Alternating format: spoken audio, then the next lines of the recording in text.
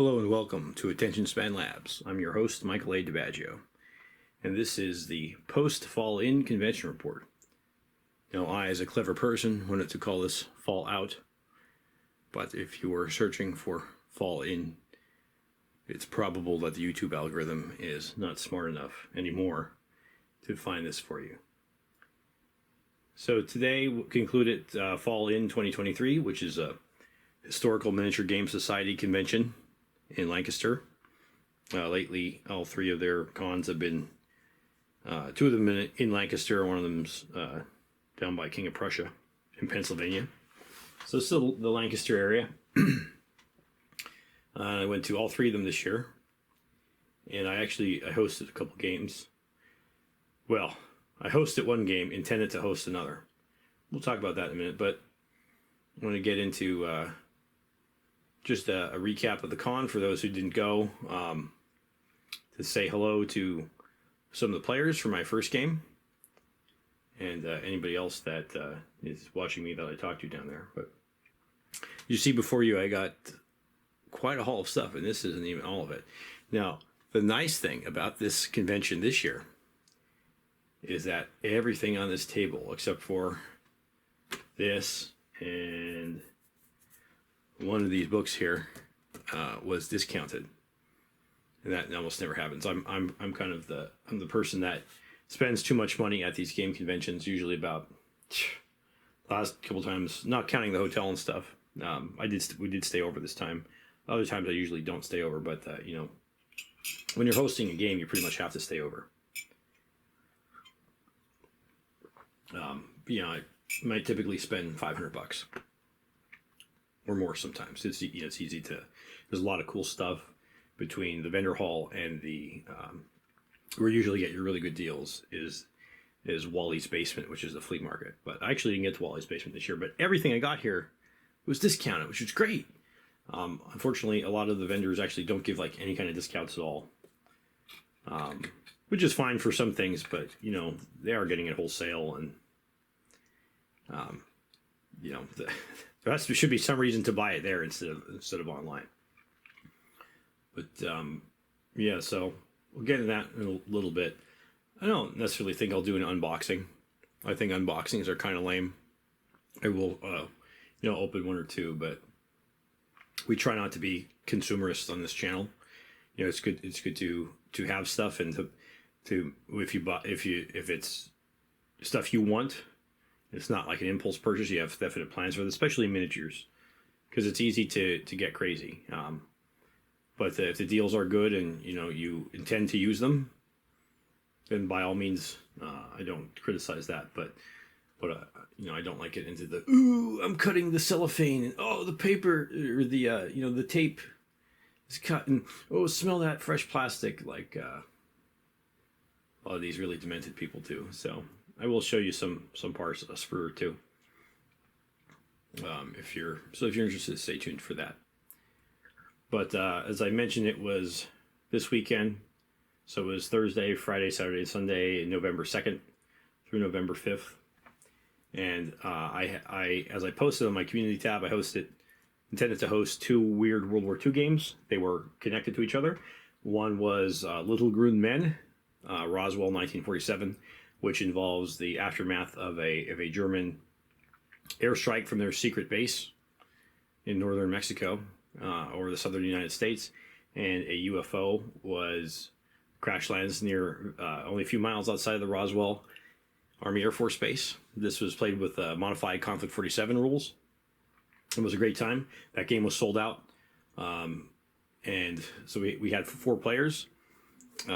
It was set up as a 3-to-1 game, but the twist was that one of the American players was actually Germans in disguise, committing a war crime, I guess.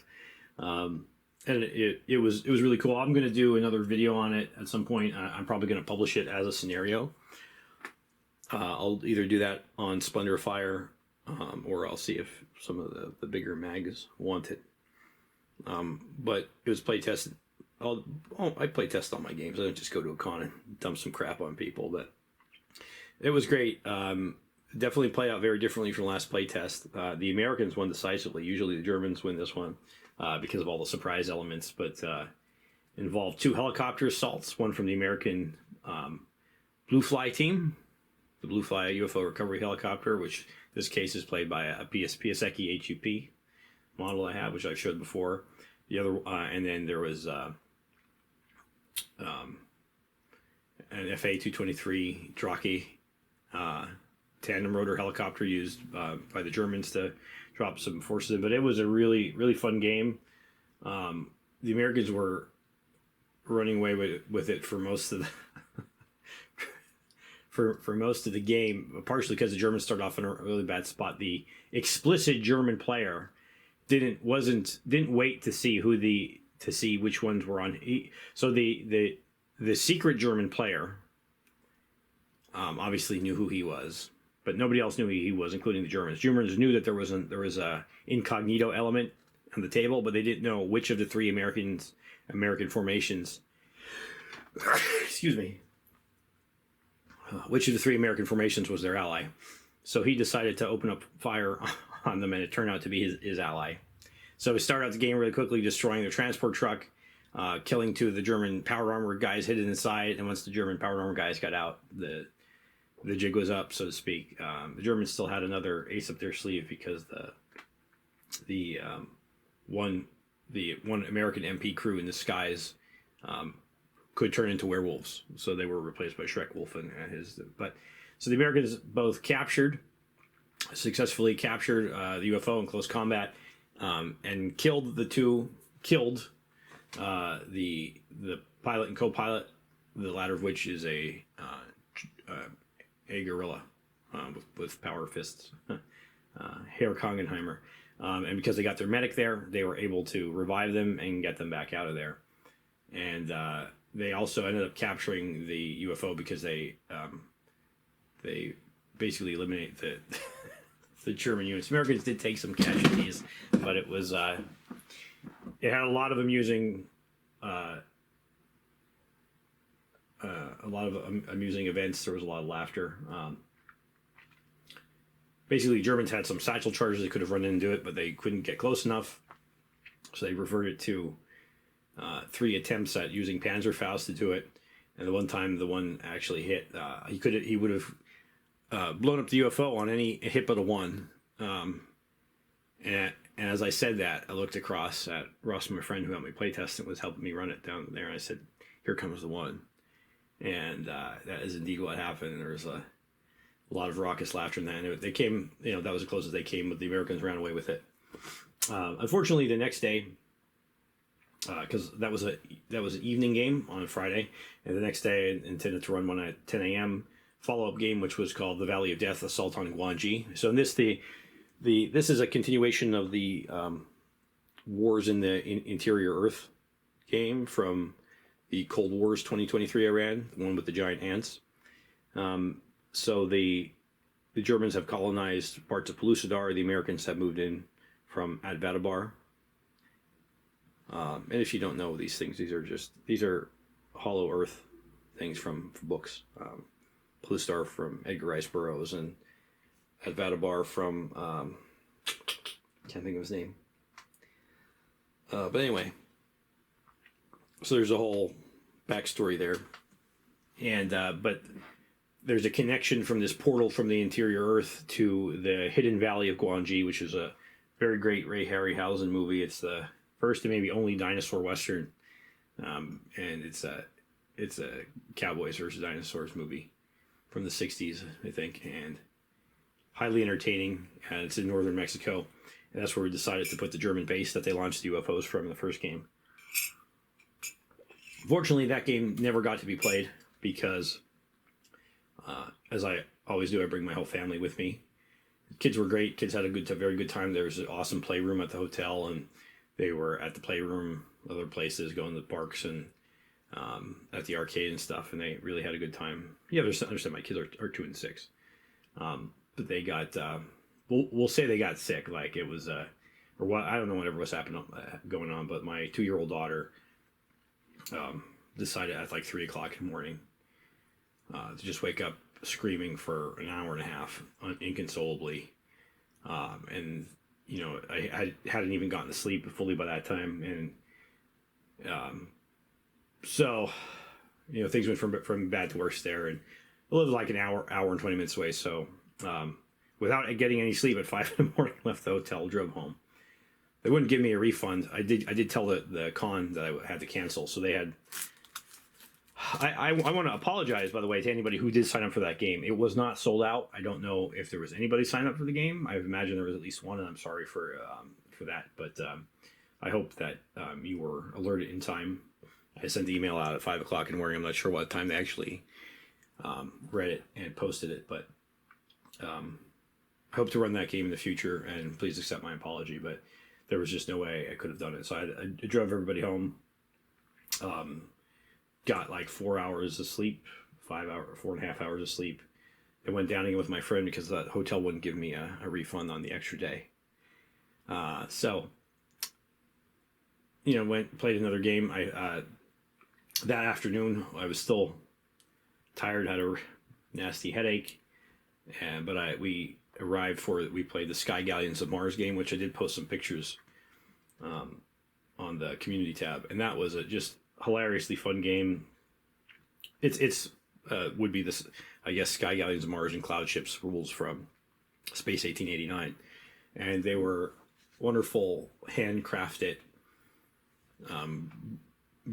British ether flyers and Martian screwdrive liftwood ships, and crewed with 25 millimeter scale original Space 1889 miniatures from Raoul Partha, and I forget what the other one was.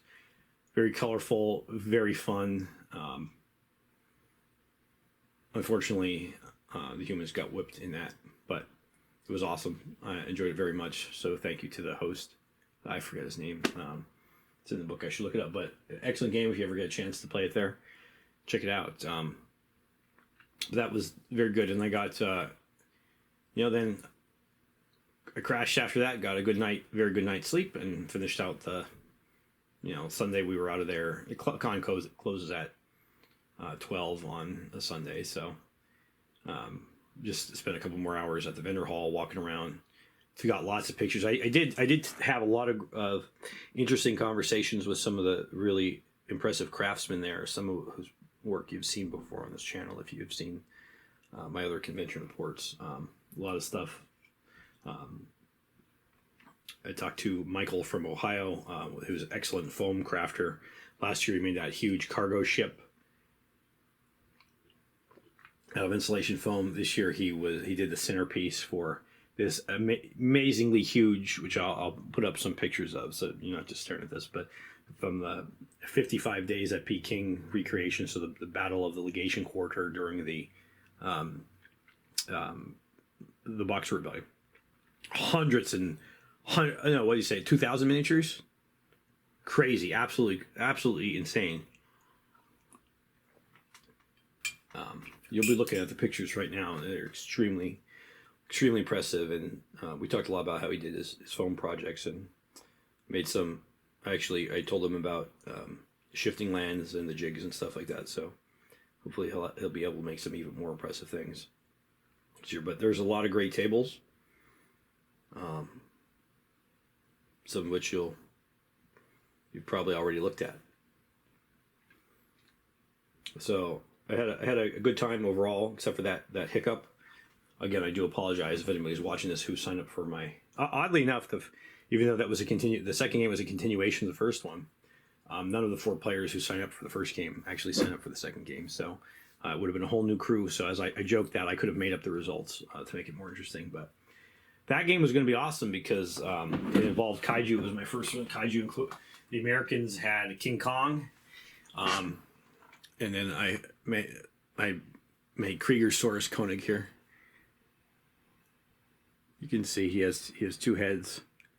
One of them wears a pickelhaube, and he has a giant potato masher grenade. And he's a Chinosaur that I repainted. He's a very enthusiastic German soldier. Well, the one head is. The simple head is. The other head is a lot more won't say smart, but a lot more cunning.